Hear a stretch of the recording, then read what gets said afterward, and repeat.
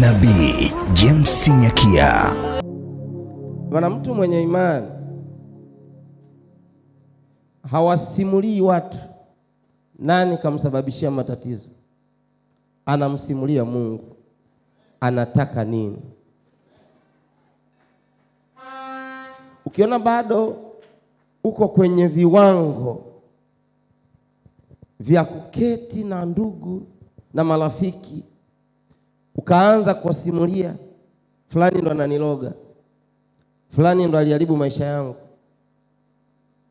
fulani ameniharibia ndoa yangu, fulani ameniharibia mwanangu, katika ulimwengu wa roho uko viwango ambavyo ni karibia na sifuri. Mwenye Mungu na mwenye imani hamtaji adui, anamtaja Mungu aliye na nguvu ya kumshinda adui yake.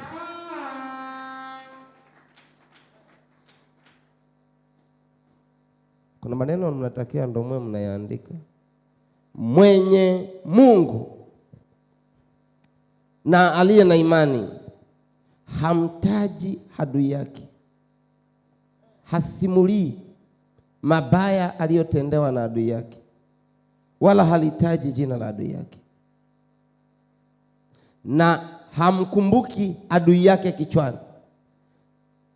Anamtaja Mungu, anamwelezea Mungu shida zake, anamwambia Mungu amfanyie nini. Nabii James Nyakia.